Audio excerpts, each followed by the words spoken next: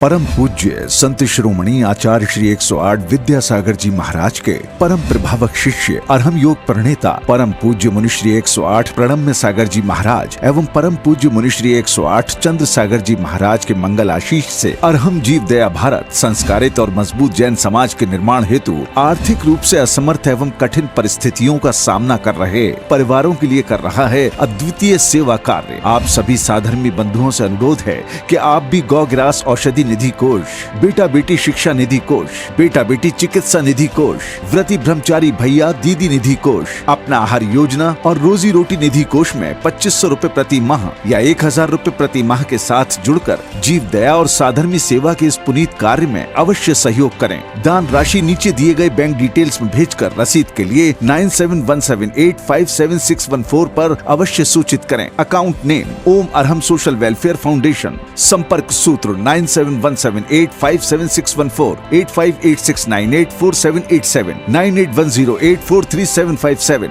9810436940।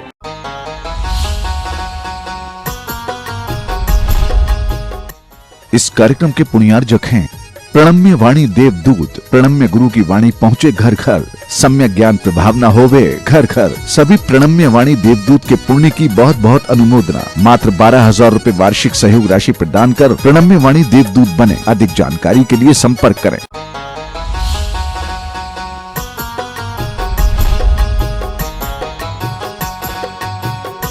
निर्जिता मेदिनी मन्ये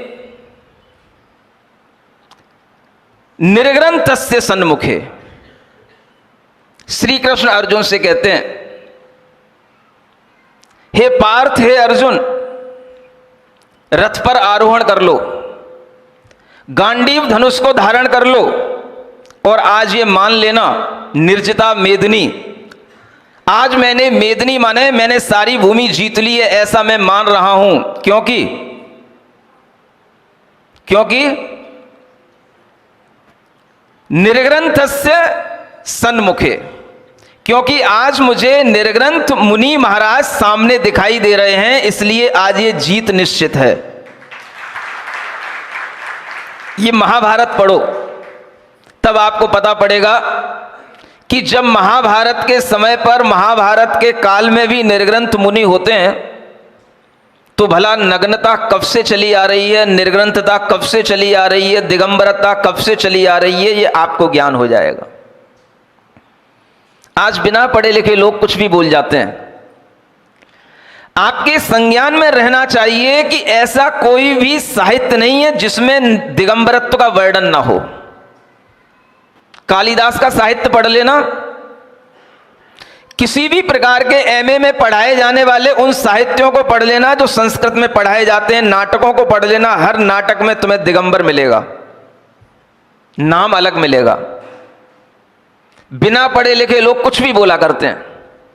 एक मुद्रा राक्षस नाटक है, विशाखा दत्त का लिखा हुआ वो नाटक है। मैंने जब उस नाटक को पढ़ा तो उसमें लिखा हुआ है अरिहंताणम शासनम, माने अरिहंतों का शासन, ये उसमें लिखा हुआ है। और ये अरिहंतों का शासन उस समय पर भी चला करता था और उसका ज्ञान भी उन लोगों को रहा करता था। ये अरिहंतों का शासन कौन सा शासन कहलाता है?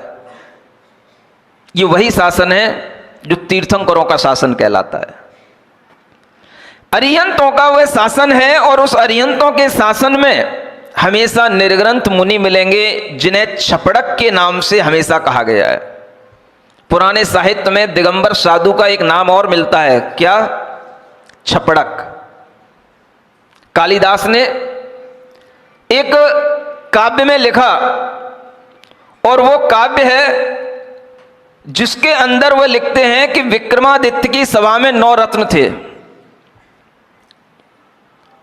धनवंतरिक क्षपण को मर सिंह शंकु, वेताल भट्ट घट कर पर कालिदास है। वो लिखते हैं ख्यातो वराह मेरी नृपते सभायाम रत्नानि संति वर रुचिर नव विक्रमस्य। ये विक्रमादित्य की सभा में 9 रत्न रहा करते थे और उन 9 रत्नों के उन्होंने नाम गिनाए। धन्वंतरी जिसे आप बहुत बड़े वैद्य के रूप में जानते हैं। उसके बाद में वो लिखते हैं छपड़क। छपड़क का मतलब होता है दिगंबर साधु।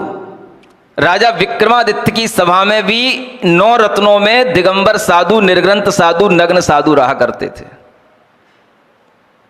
और उसी में 9 रत्नों में एक अमर सिंह, जिन्होंने अमर कोश बनाया, शंकु नाम के एक और व्यक्ति हुए, एक घटकर पर बैताल भट्ट और स्वयं कालिदास, और एक वराह मिहिर और एक वररुचि, जिन्होंने प्राकृत की व्याकरण भी बनाई है। ऐसे अनेक अनेक रत्न उस समय पर उन विक्रमादित्य की सभा में रहा करते थे। कहां पर निर्ग्रंथता का नाम नहीं है, मुझे ये बताओ। अगर आपको भागवत पुराण पर विश्वास है, श्रीमद् भागवत पर विश्वास है, तो उसमें देख लेना भगवान ऋषभ देव का नाम उसमें आया है, और उसमें बहुत अच्छे शब्दों में लिखा हुआ है। 5वें स्कंद के 6वें अध्याय में आप पढ़ लेना, उसमें लिखा हुआ है, वात रसना नाम श्रमणा नाम धर्मान दर्शयतु काम है मरुदेव्याम ऋषभौ अवततार। यानी ऋषभ देव का मरु देवी के अंदर, माने मरु देवी मां से अवतरण हुआ, जन्म हुआ, किस लिए हुआ? तो उसमें लिखा है उस समय पर, अगर आप ऋग्वेद पढ़ेंगे और भी आप शिव पुराण, लिंग पुराण पढ़ेंगे, तो उसमें आपको निर्ग्रंथ मुनियों के नाम के साथ साथ एक उनका विशेषण मिलेगा, वात रसना। निर्ग्रंथ है वात रसना, यानी निर्ग्रंथों को वात रसना कहा जाता था। जैसे हम अभी दिगंबर बोलते हैं, दिगंबर का मतलब होता है दिशाएं ही जिसका अंबर हो उसे दिगंबर कहते हैं।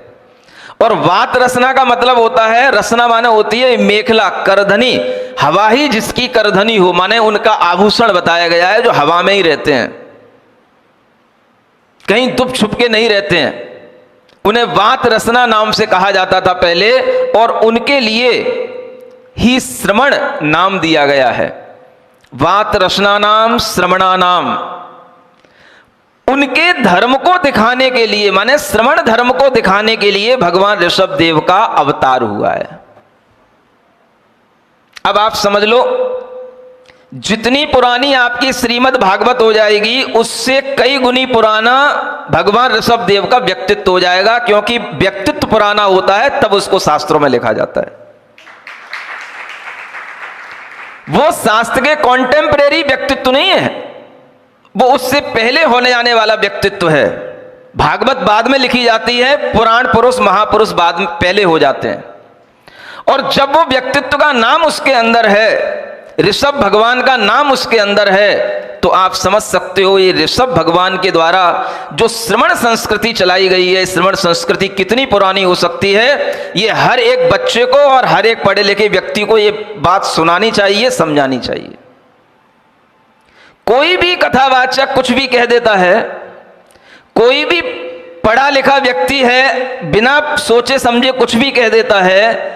आपके लिए ये विश्वास में आना चाहिए कि श्रमण संस्कृति भी एक सनातन संस्कृति है, ये बोलने की हिम्मत करनी चाहिए।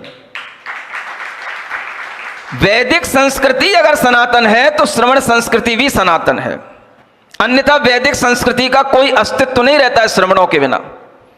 क्योंकि आत्मज्ञान प्रधान जो संस्कृति रही है वो श्रमण संस्कृति कहलाती है। आत्मा का उद्धार करने वाली जो संस्कृति रही है वो श्रमण संस्कृति कहलाती है। आत्मा का कल्याण श्रवण संस्कृति से ही होता है, क्रियाकांडों से नहीं होता है। केवल पांडित्य रखने से, कथा वाचन कर लेने से, टीका लगाने से नहीं होता है। आत्मा का कल्याण, आत्मा का ज्ञान, आत्मा का ध्यान करने से होता है। और वह आत्म ध्यान की जो पद्धति है, सब प्रकार के परिग्रह से रहित होकर के एकाकी जीवन जीने से होता है। अगर श्रमण आज समाज के बीच में भी रहते हैं तो भी वो एकाकी जीवन ही जीते हैं। समाज के बीच में रहते हुए वो समाज के लिए एक दिशा निर्देश दे सकते हैं, समाज को ज्ञान दे सकते हैं, लेकिन अपनी साधना से कभी भी वंचित नहीं होते हैं। उनका काम केवल कथावाचक होना नहीं है, उनका काम केवल उपदेश देना नहीं होता है, उनका काम अपनी आध्यात्मिक साधना साधते हुए सिद्ध बनने का लक्ष्य पूरा करने का होता है।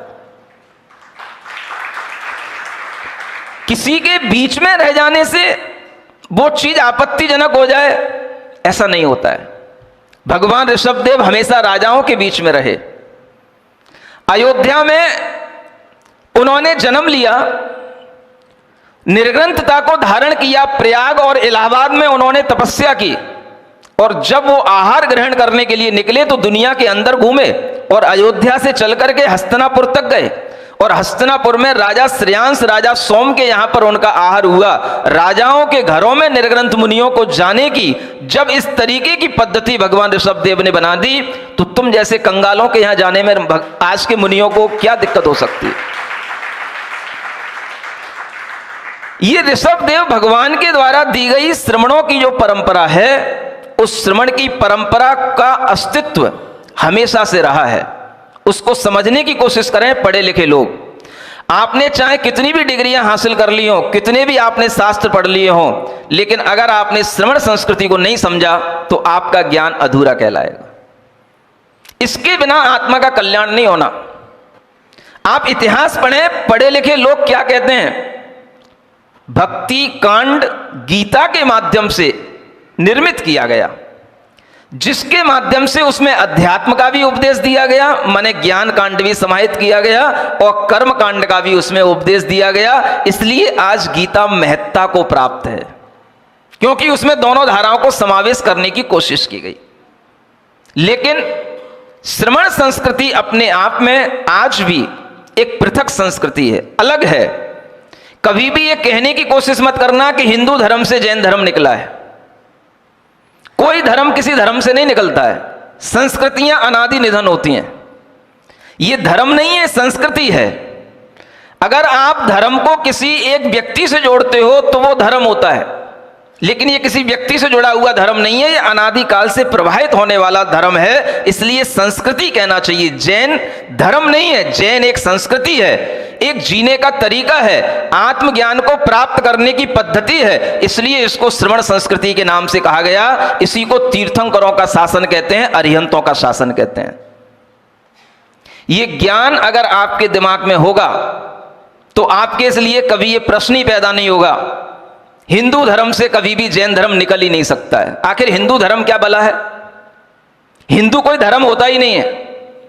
वैदिक संस्कृति रही है। वेदों को मानने वाले लोगों की जो संस्कृति, उसको वैदिक संस्कृति कहते हैं। हिंदू नाम की कोई चीज दिखा दो किसी शास्त्र में लिखी हो। किसी भी रामायण के अंदर, किसी भी महाभारत के अंदर कहीं हिंदू शब्द आया हो, बता देना मुझे। कौन सा धर्म है ये हिंदू धर्म? ये संस्कृति जिसको मानने में आ रही है वैदिक संस्कृति, उसको लोग हिंदू कह रहे हैं। लेकिन ये हिंदू शब्द आपका शब्द नहीं है, ये फारसी शब्द है। ये ध्यान रखना। भारत देश ये आपका शब्द है, इसको आप भूल रहे हो। हिंदुस्तान ये तब कहा गया जब यहां पर अफगान के लोग, फारसी लोग यहां पर जब आए थे और सिंधु नदी के इधर उन्हें आने में दिक्कत होती थी, और इस ओर आने पर जब वो बोलते थे तो सा को हा बोलते थे, इसलिए वो सिंधु का नाम पड़ा हिंदू, माने सिंधुस्तान, हिंदुस्तान बन गया। सिंधु नदी के इधर का जो स्थान था वो सारा का सारा हिंदुस्तान कहलाता है, और उस हिंदुस्तान में रहने वाले जो भी लोग हैं वो सब हिंदू कहलाते हैं। चाहे वो जैन हो, चाहे अजैन हो, चाहे ब्राह्मण हो, चाहे वैश्य हो, कोई भी हो, सारे लोग हिंदू कहलाते हैं। हिंदू कोई धर्म नहीं है, हिंदू एक स्थान का नाम है, इसलिए उसको हिंदुस्तान कहते हैं। ये सीखो, थोड़ा सा इतिहास सीखो। बड़ी बड़ी डिग्रियां आने के बाद भी आपके लिए अगर इतिहास का ज्ञान नहीं होगा तो आप कभी भी अपनी संस्कृति, अपने धर्म, अपने समाज, अपने देश के साथ में न्याय नहीं कर पाएंगे। इसलिए जो दो संस्कृतियां हमेशा से प्रवाहित रही हैं, ये महान संस्कृतियां हैं, श्रवण संस्कृति और वैदिक संस्कृति, और ये दोनों प्राचीन संस्कृतियां हैं। हिंदू धर्म से कभी जैन धर्म निकला है, ये बात कभी सोचना भी मत। इतिहास पढ़ करके देखना। अगर भगवान ऋषभदेव का वर्णन ऋग्वेदों में मिलता है तो ऋग्वेद बनने से पहले भी भगवान ऋषभदेव थे कि नहीं? तो हिंदू धर्म से जैन धर्म कैसे निकल आया? ये बच्चों को पढ़ाओ और बड़ों को भी पढ़ना चाहिए। भगवान ऋषभ देव के बिना कोई भी तरह का इस कर्म भूमि में प्रजा का पालन करने की कोई पद्धति नहीं थी, और उन्हीं भगवान ऋषभ देव के पुत्र भरत के नाम से आज भी ये देश भारत देश के नाम से जाना जाता है। ये भी भागवत पुराण में लिखा हुआ है। भगवान ऋषभ देव के पुत्र भरत के नाम से इस देश का नाम भारतवर्ष पड़ा है। ये भी उन्हीं भागवत पुराण में लिखा हुआ है, शिव पुराण में लिखा हुआ है। आप कितने भी पुराण पढ़ लो, सबके अंदर लिखा हुआ है। तो आज लोग कैसे कहते हैं कि लोगों के लिए निर्ग्रंथ नहीं होना चाहिए, नग्न नहीं होना चाहिए, दिगंबरता समाज के बीच में अच्छी नहीं लगती है। भाई, दिगंबर तो हमेशा समाज के बीच में रहे। भगवान महावीर स्वामी राजपुत्र थे, क्षत्रिय पुत्र थे, हमेशा समाज के बीच में रहे। भगवान महावीर स्वामी के जितने भी तीर्थंकर हुए हैं, भगवान महावीर स्वामी तो 24वें तीर्थंकर हुए, ऋषभ देव से लेकर के जितने भी तीर्थंकर हुए हैं, सब तीर्थंकरों ने निर्ग्रंथ मुनि बनने के बाद में सबसे पहला आहार ग्रहण किया है तो जंगलों में नहीं किया है, राजाओं के यहां पर उनके आहार हुए हैं, सेठों के यहां पर उनके आहार हुए हैं। घरों में जाकर के ही आहार होते हैं। बिना घरों में जाए मुनि महाराज का जीवन चल ही नहीं सकता है। उन्हें अगर आहार करना है तो वो आहार स्वयं नहीं बनाते हैं, उनका आहार अपनी विधि से बनता है, चलता है, और उसको आहार कराने के लिए जो पद्धति होती है वो पद्धति भी अपने आप में श्रमणों की संस्कृति में ही मिलती है। दुनिया की किसी संस्कृति में पद्धति नहीं मिलती, जिसे नवदा भक्ति की संस्कृति कहते हैं। ये आहार कराने के बाद में उन मुनि महाराज की सेवा करने का भाव भी सबके अंदर रहा है। आपको ये ध्यान रखना चाहिए, अगर आपकी संस्कृति है, आपके शास्त्र हैं, तो हमारी भी संस्कृति है, हमारे भी शास्त्र है। श्री कृष्ण अगर गोपियों के साथ में रह करके गोपियों से कहते हैं कि नग्न नहीं होना, तो ये तो कोई भी नहीं कह सकता है कि स्त्रियों के लिए नग्न होना। ये तो स्त्रियों के लिए नग्न होना तो दिगंबर समाज में भी मना है। ये उदाहरण कैसे दिया गया? कथावाचकों को यह पता होना चाहिए कि जब श्री कृष्ण अर्जुन से महाभारत में कहते हैं कि हमारे सामने मुनि दिख रहे हैं तो जीत निश्चित है, तो इसका मतलब है श्री कृष्ण के सामने भी मुनि महाराज रहा करते थे। उन्हें उस तरह की कोई गिलानी नहीं थी। और जब सामने दिख रहे हैं तो जंगल में नहीं दिख रहे हैं। जिस समय पर वो अपने राजमहल से रथ से निकल रहे होंगे और रथ से प्रस्थान करते हुए दिगंबर मुनि दिखाई दे गए, तो ये ज्योतिष शास्त्र के अंदर सबसे बड़ा शकुन माना जाता है। अगर आप किसी मंगल कार्य के लिए जा रहे हो और आपको सबसे पहले निर्ग्रंथ दिगंबर रूप दिख जाए, समझ लेना आपका कार्य मंगलमय होगा, आपका कार्य पूरा होगा। ये वो रूप है, ये अश्लीलता नहीं है, ये साधना है। यहां कोई लिंग में ताले नहीं डालने पड़ते हैं, ये साधना की जाती है। वैराग्य की साधना होती है, विरागता के साथ में ज्ञान की साधना होती है। और उस साधना के आगे अगर दुनिया आज चकाचौंध होती है तो उसे सीखना चाहिए कि साधना कैसे की जाती है, ना कि इस तरह का प्रश्न चिन्ह खड़ा करना चाहिए कि दिगंबर लोगों को समाज के बीच में क्यों आना चाहिए। समाज के बीच में इसलिए आते हैं ताकि तुम भी जानो, शरीर आश्रित जीवन मत जियो।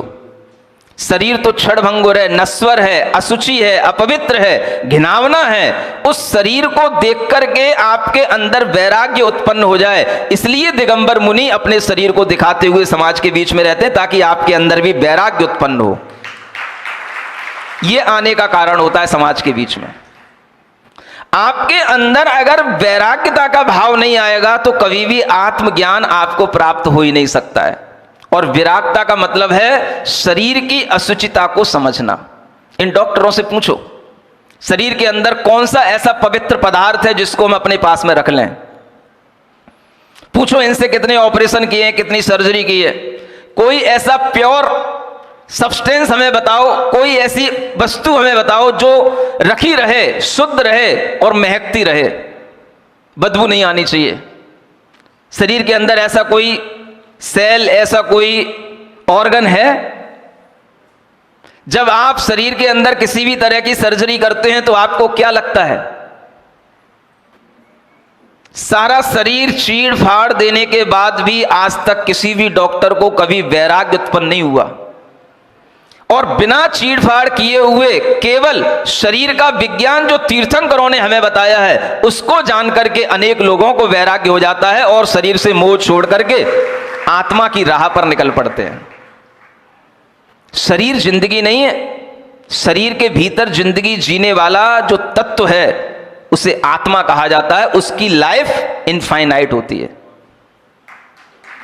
उसकी लाइफ केवल ये ह्यूमन लाइफ जब तक है तब तक उसकी लाइफ नहीं है, उसकी लाइफ अनंत है, इनफाइनाइट है। अनंत काल तक उसके अस्तित्व को कोई नहीं रोक सकता है, और उस अनंत काल तक रहने वाली उस आत्मा के प्रति अगर आपका लगाव होगा तब आपका ज्ञान सम्यक ज्ञान कहलाएगा, तब आपके अंदर आत्मज्ञान उत्पन्न होगा, तब आपको इस जीवन की महत्ता समझ में आएगी। अन्यथा शरीर की चीड़ फाड़ से क्या होने वाला है, वो तो कोई भी कर देता है, कैसे भी हो जाता है। कभी हम उसको बचा भी पाते हैं, कभी नहीं भी बचा पाते हैं। आखिर चीड़ फाड़ से शरीर से क्या हमें वैराग्य होगा। आश्चर्य की बात तो यही लगती मुझे कि डॉक्टरों को वैराग्य क्यों नहीं होता है। मुझे सबसे ज्यादा आश्चर्य लगता है जब मैं सोचता हूं डॉक्टरों के बारे में, जिन्होंने बॉडी के भीतर के हर एक इनर ऑर्गन को ढंग से देख रखा है, एक एक सेल को पढ़ रखा है, और किसी भी सेल के अंदर कोई इम्प्योरिटी नहीं है। हर चीज सड़ी गली है, हर चीज बदबूदार है, और उसके बावजूद भी किसी भी डॉक्टर के अंदर वैराग्य का भाव क्यों नहीं आता है कि इस शरीर में क्या रखा है, क्या इस शरीर के लिए जिए। मुझे यह सबसे बड़ा आश्चर्य लगता है दुनिया का। इतनी एमबीबीएस और एमडी की पढ़ाई करने के बाद में, एमएस की पढ़ाई करने के बावजूद भी किसी भी सर्जन को आज तक वैराग्य क्यों नहीं हुआ, जबकि वैराग्य की आधारशिला इस शरीर पर टिकी हुई है। भगवान तीर्थंकरों ने कहा अगर आपको शरीर की अशुचिता का ज्ञान हो जाएगा तो फिर आपका मन, आपके विचार आखिर किस में जुड़ेंगे, किससे प्रेम करोगे। शरीर की अशुचिता के बिना आपका आत्मा की ओर इंक्लिनेशन हो ही नहीं सकता है, और यह ज्ञान भगवान को घर में रह करके हो जाता है। महापुरुषों को यह बात केवल उन निर्ग्रंथ मुनियों को देख करके समझ में आ जाती है, और यही बात बताने के लिए निर्ग्रंथ श्रमण इस दुनिया के अंदर भ्रमण करते हैं कि शरीर के लिए मत जियो, शरीर में जो जी रहा है आत्मा, उस आत्मा के लिए जीने की शुरुआत करो। इसका मैसेज देने के लिए ये श्रमण वस्त्र रहित होकर के, नग्न होकर के समाज के बीच में घूमा करते हैं। ये मैसेज दुनिया को बता देना। शरीर के साथ रहने वाला जो आत्मा है वो आत्मा शाश्वत है, शरीर तो कुछ आयु का है, इसलिए उसको क्षण भंगुर कहा जाता है। इस क्षण है, अगले क्षण है क्या पता, एक क्षण में ही वो भंगुर हो जाएगा। भंगुर माने विनाश को प्राप्त हो जाएगा, भंग हो जाएगा, विनष्ट हो जाएगा। क्षण लगेगा बस, और ज्यादा नहीं लगेगा कुछ भी। एक ठोकर लगती है, आदमी वहीं पर बेहोश हो पड़ता है, जिंदगी भर के लिए अपना होश खो बैठता है, जिंदगी भर बेहोश भी पड़ा रह सकता है, उसी क्षण मौत भी हो सकती है। इसलिए इस जीवन को क्या कहा जाता है, यह शरीर आश्रित क्षण भंगुर है। लेकिन इसको जीने वाला जो आत्मा है वो क्षण भंगुर नहीं है, वो शाश्वत है, वो सनातन है, वो हमेशा से रहने वाला है। और उस आत्मा की चिकित्सा करने वाले कौन है। ये आत्मा क्यों बार बार जन्म लेता है, क्यों बार बार इस आत्मा को रोग उत्पन्न होते हैं। जब सनत कुमार जैसे चक्रवर्ती दीक्षा लेकर के श्रमण बन करके जब अपनी तपस्या करते हैं तो उन्हें शरीर में कोढ़ उत्पन्न हो जाता है। कोढ़ समझते ना, स्किन की बहुत बड़ी बीमारी कहलाती है। अब ये कोढ़ हो गया, उस कोढ़ को हो तो गया, उसका दुख तो हो गया उन्हें, लेकिन उस दुख से वो दुखी नहीं हुए। मैं ये बताना चाह रहा था कि श्रमणों को भी रोग हो जाते हैं, लेकिन वो उस रोग को जीतते हैं। रोग होना अलग बात है और रोग से दुख होना अलग बात है। अनेक वैद्य उनके सामने आए, देव जो है उनकी परीक्षा करने के लिए आ गए वैद्य बन करके। मेरे पास दवाई है, कोढ़ को दूर करने की सर्तियन दवाई है, जैसे आपके यहां पर बसों में लोग चिल्लाते रहते ना, ऐसे उन सनत कुमार मुनि महाराज के सामने खड़े होकर के दो वैद्य, अच्छा भेष बना करके एक वैद्य का और झोला लेकर के मेरे पास में, इस रोग की सर्तेन दवाई है, आप इसको ले लो, मेरे रोग, आप इसको एक बार एक दवाई ले लोगे, आपका एक कोढ़ हमेशा के लिए ठीक हो जाएगा। जब सनत कुमार मुनि महाराज ये सुनते सुनते थक गए, तब उन्होंने अपनी आंखें खोली और उन वैद्य से कहा, आप क्यों बार बार हमारे आसपास परेशान होने के लिए खड़े हुए हो? हमें किसी वैद्य की आवश्यकता नहीं, हमें किसी दवाई की आवश्यकता नहीं। अरे आपके शरीर में इतना बड़ा कोढ़ निकल रहा है, बदबू आ रही है, इतना शरीर सड़ रहा है, इसे कोई देख भी नहीं पा रहा है, हमें किसी को दिखाने की कोई जरूरत नहीं है। मेरी आत्मा का आनंद मुझे मिल रहा है, मैं शरीर से बिल्कुल भिन्न होकर के अपनी आत्मा के आनंद में हूं, मैं शरीर में चिपका हुआ नहीं हूं, इसलिए मुझे शरीर की कोई पीड़ा नहीं हो रही है, मुझे शरीर के रोग से कोई आपत्ति नहीं है। इतना कोढ़ होने के बावजूद भी आपको इसे दूर करने की इच्छा नहीं है? नहीं करना। क्यों नहीं करना? ये शरीर तो क्षणभंगुर है, मिटेगा, मिट रहा है, मिट जाएगा, लेकिन मैं जो हूं वो कभी नहीं मिटूंगा। आपके लिए एक बार तो इसकी मेरी औषधि ले लेनी चाहिए थी, मैं इसको बिल्कुल सर्टेन ठीक कर दूंगा। ये परीक्षा करने के लिए देव लोग उनके सामने खड़े हैं। और सनत कुमार चक्रवर्ती मुनि महाराज उसके लिए कह रहे हैं, नहीं, मुझे कोई दवाई की आवश्यकता नहीं है। और जब वो वैद्य नहीं मानते हैं, सुन रहे हो, सो तो नहीं गए? सो ही नहीं सकते हो हमारी सभा में। और जब वो वैद्य नहीं माने तो उन चक्रवर्ती मुनि महाराज ने अपना थूक निकाल करके, अपना थूक जो है इस अंगूठे के पास में ऐसा लगा दिया, और वो अंगूठा वहां पर कंचन काया की तरह चमकने लग गया। जब उन देवों ने जो परीक्षा करने के लिए आए थे देखा, तब उन्हें समझ में आया ये क्या है। बोले, अगर काया को हमें कंचन करना होगा तो वो तो हम कब की कर चुके होते, हमें अपनी आत्मा को कंचन बनाना है, इसलिए हम यहां बैठे हैं। हमें तुम्हारी औषधियों की आवश्यकता इसलिए नहीं है क्योंकि हमारी दृष्टि शरीर पर नहीं है, हमारी दृष्टि आत्म तत्व पर है। और ऐसी आत्मा का ध्यान करने में मुझे जो आनंद आता है, उसके लिए जब मुझे कोई दुख ही नहीं हो रहा है शरीर का, भाई बदबू तुम्हें आ रही होगी, तुम जानो, मुझे तो नहीं आ रही, मुझे तो अपनी आत्मा की सुगंध आ रही है। मैं शरीर को देख ही नहीं रहा हूं, मैं तो आंख बंद करके अपनी आत्मा के रस में निमग्न हूं। मुझे इस शरीर के रोग से मुक्त होने की भी कोई इच्छा नहीं है। और उनके अंदर इतनी शक्ति है कि अगर वो थूक किसी भी रोगी के ऊपर लगा दें, वो थूक क्या, उनकी हवा भी किसी रोगी को लग जाए तो कितना ही बड़ा रोगी हो, वो रोगी ठीक हो जाए। इतनी शक्तियां शरीर के अंदर नहीं आती, आत्मा के अंदर आती हैं। इसलिए आत्मा के लिए जीने वाला जो होता है उसे परम वैद्य कहा जाता है। आत्मा की चिकित्सा करने की जो पद्धति बताई गई है वो तीर्थंकरों ने बताई है। आज के इन चिकित्सकों से मेरा कहना है, डॉक्टरों से मेरा कहना है, अब थोड़ा सा अपनी लाइफ में एक स्पिरिचुअलिटी लाने की कोशिश करो। हमने बहुत किताबें पढ़ ली, बहुत ऑपरेशन कर लिए, अब थोड़ा सा हम अपने लिए जीने की कोशिश करें। आत्म विद्या को सीखो, ये बहुत बड़ी विद्या होती है, अध्यात्म विद्या सीखो। और ये अध्यात्म विद्या सीखे बिना जीवन आपको कभी भी संतोष नहीं देगा। ये अध्यात्म विद्या सीखने के लिए आपको आध्यात्मिक ग्रंथ पढ़ने पड़ेंगे, चाहे आप गीता पढ़ लो और चाहे आप इधर दिगंबर जैन संतों के द्वारा लिखा हुआ इष्टोपदेश, समाधि तंत्र या समय सार आदि ग्रंथों का अध्ययन करो, ताकि आपको समझ में आएगा कि अध्यात्म किसे कहते हैं, आत्मा क्या कहलाती है। आपके लिए अगर आत्मा का ज्ञान होगा तो ही सबसे बड़ा ज्ञान आपके अंदर आएगा। मैं यही चाहता हूं सभी लोग आत्मज्ञानी बने। शरीर ज्ञानी बनने से क्या होगा? शरीर का ज्ञान तो वैसे ही दिखाई दे रहा है सब कुछ। डॉक्टर साहब समझ रहे हो ना, शरीर में तो जो कुछ है वो सबको पता है, और शरीर की चिकित्सा कितनी बार हो पाती है, फेल हो जाती है। लेकिन हमने पास्ट टाइम में कभी भी और आज तक भी कभी भी अपनी आत्मा के रोगों की चिकित्सा करने का कोई भी बीड़ा नहीं उठाया। और आत्मा के रोग क्या हैं?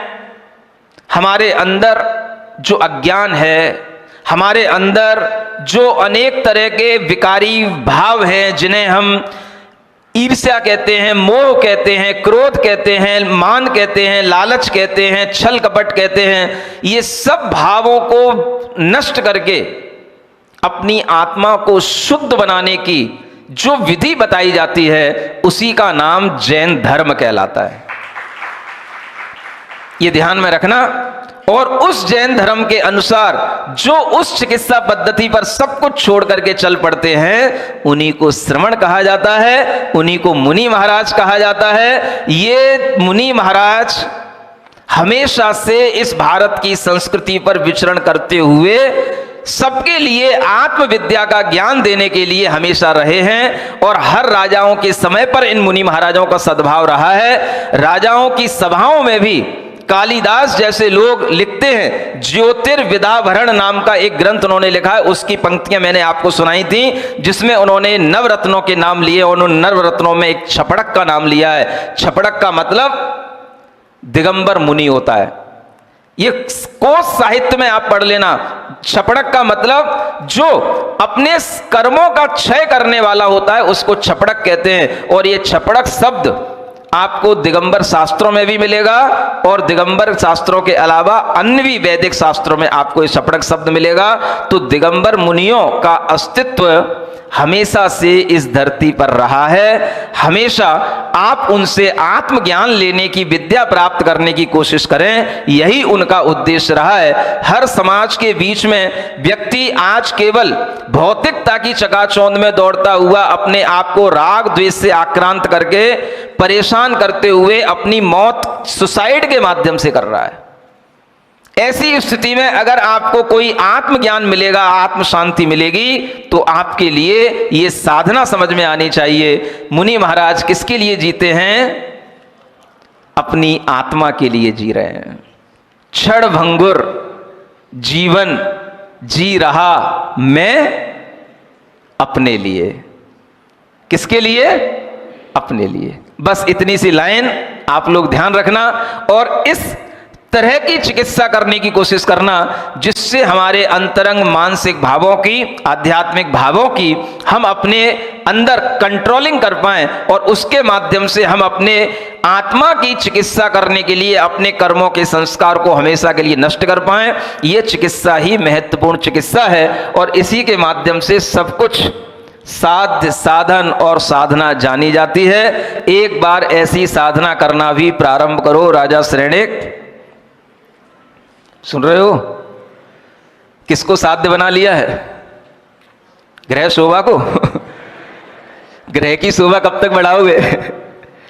क्या कपड़ों से केवल ग्रह की शोभा बढ़ती है? साध्य क्या होना चाहिए?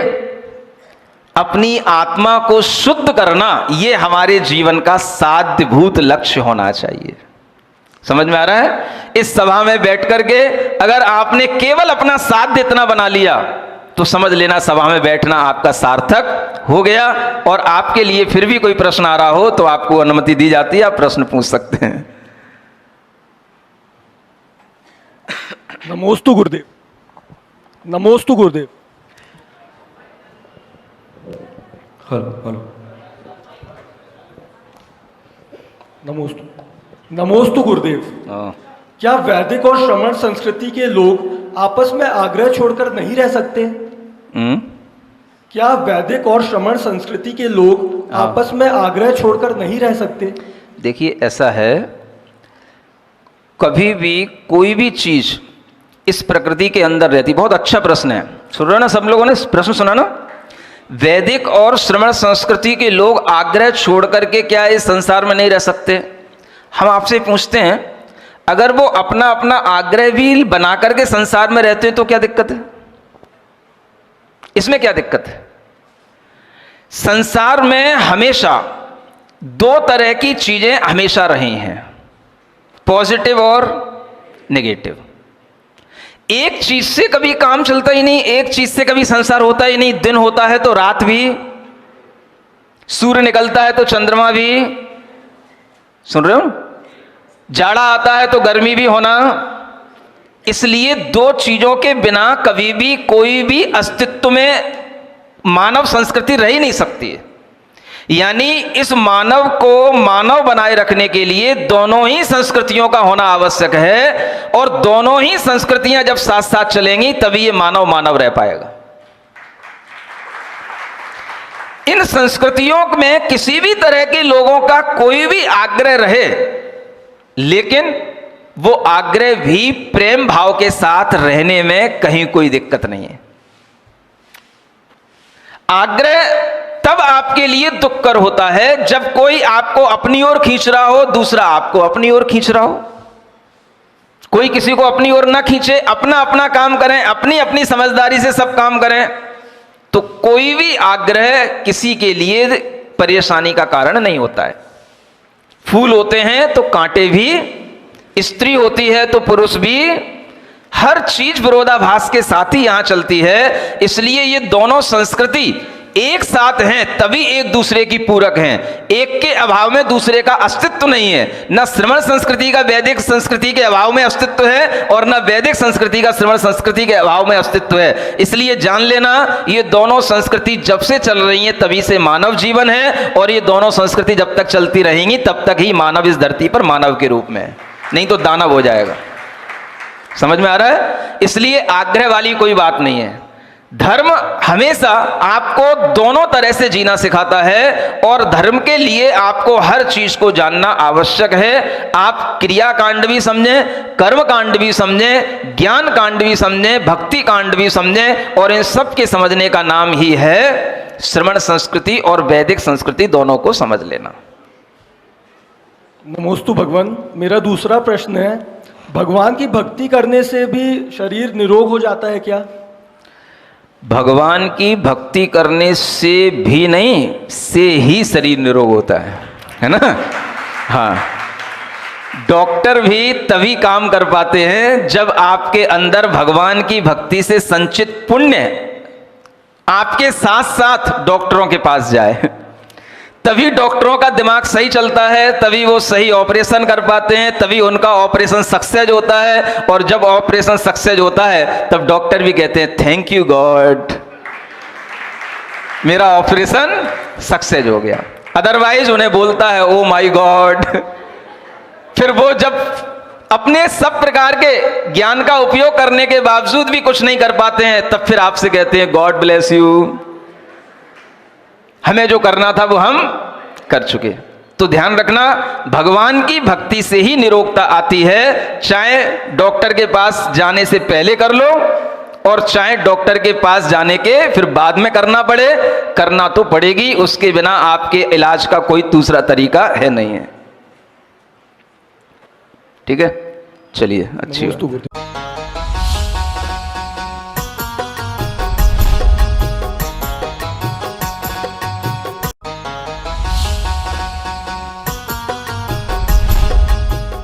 इस कार्यक्रम के पुण्यार जग थे प्रणम्य वाणी देवदूत, प्रणम्य गुरु की वाणी पहुंचे घर घर, सम्यक ज्ञान प्रभावना होवे घर घर। सभी प्रणम्य वाणी देवदूत के पुण्य की बहुत बहुत अनुमोदना। मात्र 12,000 रुपए वार्षिक सहयोग राशि प्रदान कर प्रणम्य वाणी देवदूत बने। अधिक जानकारी के लिए संपर्क करें। परम पूज्य संत शिरोमणि आचार्य श्री 108 विद्यासागर जी महाराज के परम प्रभावक शिष्य अरहम योग प्रणेता परम पूज्य मुनिश्री 108 प्रणम्य सागर जी महाराज एवं परम पूज्य मुनिश्री 108 चंद्र सागर जी महाराज के मंगल आशीष से अरहम जीव दया भारत संस्कारित और मजबूत जैन समाज के निर्माण हेतु आर्थिक रूप से असमर्थ एवं कठिन परिस्थितियों का सामना कर रहे परिवारों के लिए कर रहा है अद्वितीय सेवा कार्य। आप सभी साधर्मी बंधुओं से अनुरोध है कि आप भी गौग्रास औषधि निधि कोष, बेटा बेटी शिक्षा निधि कोष, बेटा बेटी चिकित्सा निधि कोष, व्रती ब्रह्मचारी भैया दीदी निधि कोष, अपना आहार योजना और रोजी रोटी निधि कोष में 2500 रुपए प्रति माह या 1000 रुपए प्रति माह के साथ जुड़कर जीव दया और साधर्मी सेवा के इस पुनीत कार्य में अवश्य सहयोग करें। दान राशि नीचे दिए गए बैंक डिटेल्स में भेजकर रसीद के लिए 9717857614 पर अवश्य सूचित करें। अकाउंट नेम ओम अरहम सोशल वेलफेयर फाउंडेशन। संपर्क सूत्र 9717857614, 8586984787, 9810843757, 9810436940।